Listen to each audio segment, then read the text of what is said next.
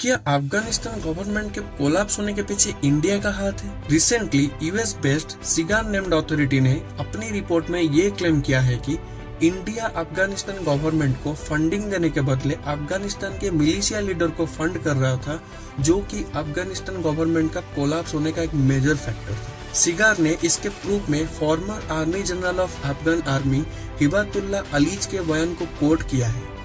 Army general के according India जो पैसा आता मोहम्मद नूर, जो एंटी तालिबान फ्रंट या नॉर्दर्न अलायंस का कमांडर, एंड अब्दुल रशीद दोस्तुन, एक वेटरन एथनिक उज्बेक लीडर को पैसा दे रहा था नॉर्दर्न अफगानिस्तान में तालिबान के खिलाफ फाइट करने के लिए, अगर उस पैसा अफगानिस्तान गवर्नमेंट को मिलता, उससे Afghan defence and security forces और पुलिस स्ट्रॉन्ग हो सकता था। उन्होंने ये भी कहा कि मैं भारत सरकार को पैसे देने के लिए रिक्वेस्ट कर रहा था जिससे मैं सप्लाई बढ़ा सकूं, पर दोस्तों ने एक ही कॉल से इंडिया से पैसा ले लिया। देखिए, सिगार ऐसे रिपोर्ट को लिखने से पहले भूल गया कि हिंदुस्तान ने अफगान गवर्नमेंट के साथ क्या क्या प्रोजेक्ट किया था जो अफगानिस्तान के डेवलपमेंट में डायरेक्ट कंट्रीब्यूशन था। अफगानिस्तान में तालिबान गवर्नमेंट आने से पहले इंडिया अफगानिस्तान की development and capacity building projects में $3 बिलियन की इन्वेस्टमेंट किया था। इंडिया ने काबुल में पार्लियामेंट कंस्ट्रक्ट के लिए $19 मिलियन इन्वेस्टमेंट किया है।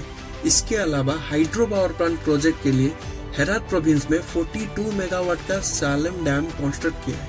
हमारे border road organisation BRO 218 kilometre long जेरांस दलार हाईवे भी कंस्ट्रक्ट किया है। इसके अलावा इंडिया अफगानिस्तान में स्कूल्स, हॉस्पिटल्स एंड यूनिवर्सिटी भी बनाया है। डिफेंस कंट्रीब्यूशन में भी इंडिया पीछे नहीं है। डिफेंस सेक्टर में भी India 300 army trucks and Afghan air force को Mi-25 एंड Mi-35 हेलीकॉप्टर भी प्रोवाइड किया है, और Afghan forces and police officer India में ही ट्रेंड होते हैं। बट ये सब यूएस अथॉरिटी को कहाँ दिखाई देता है?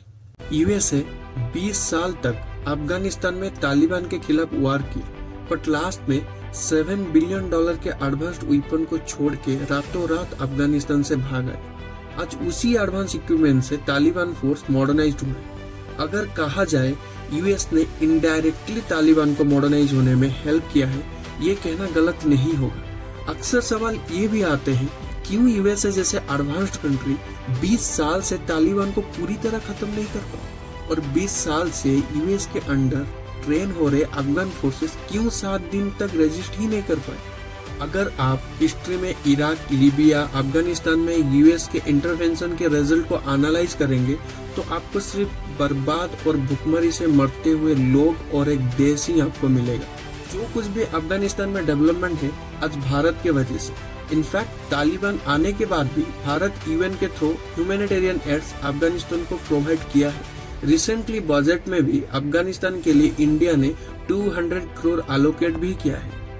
एट द एंड मैं सरल भाषा में ये कहना चाहता हूँ कि यूएस की लिबरलाइजेशन एंड डेमोक्रेटिक थॉट के पीछे एक कॉलोनाइजेशन मेंटालिटी शुरू से छुपा हुआ है।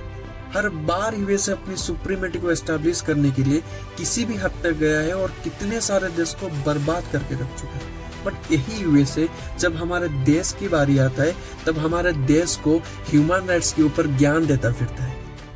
इसके ऊपर आपका क्या राय है, आप कमेंट सेक्शन में जरूर बताइए। जय हिंद।